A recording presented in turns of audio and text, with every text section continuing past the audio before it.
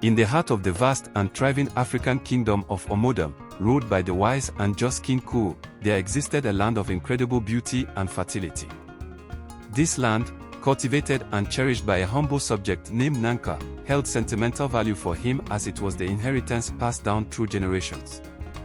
Little did Nanka know that the tranquility of his life was about to be disrupted by the mischievous and wicked Queen Beji.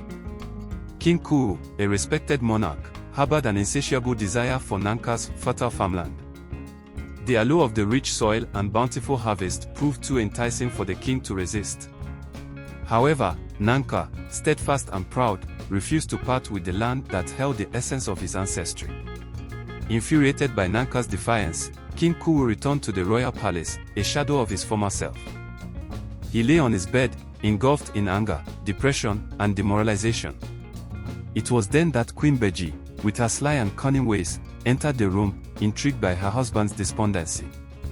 "Why do you lie here, dearest husband, consumed by sorrow?" Beji inquired with faint concern. King Kuo, unable to contain his frustration, recounted the tale of Nanka's refusal to yield his ancestral land. With a wicked gleam in her eyes, Queen Beji hatched a sinister plan. She implored King Kuo to rise, wash away his troubles, and promised to use her formidable influence to fulfill his desires.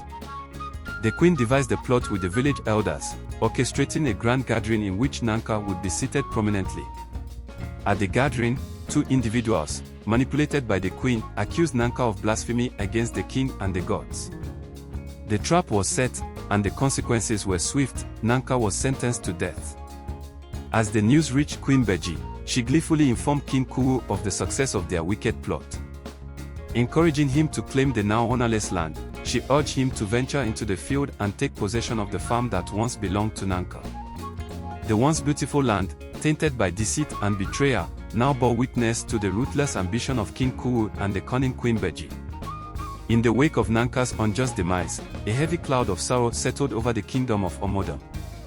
The once vibrant farmland, now tainted by betrayal and deceit, stood as a silent testament to the moral decay that had befallen the kingdom. King Kuo, oblivious to the depths of his queen's treachery, reveled in the spoils of Nanka's land, blinded by the illusion of victory.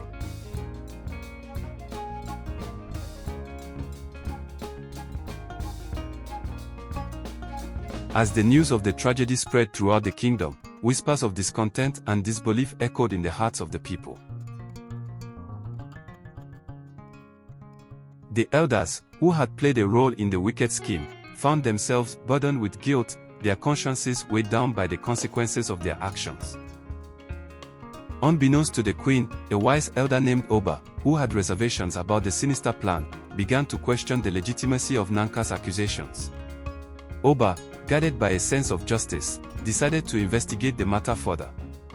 During his inquiry, Oba discovered the malicious intent behind the false charges levied against Nanka.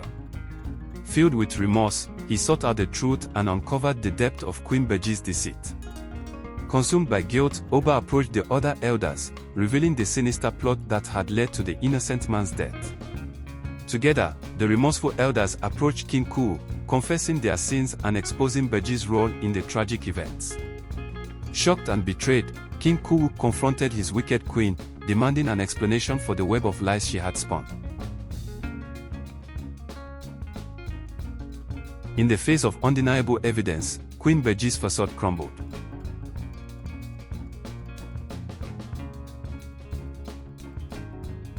The truth laid bare, she was banished from the kingdom, her influence stripped away. King Kuo, burdened by the weight of his actions, faced the consequences of his unchecked desire for wealth and power.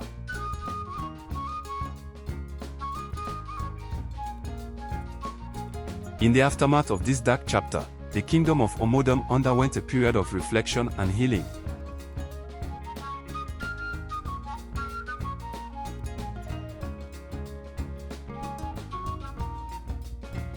Lessons were learned about the destructive nature of greed and the importance of upholding justice and integrity.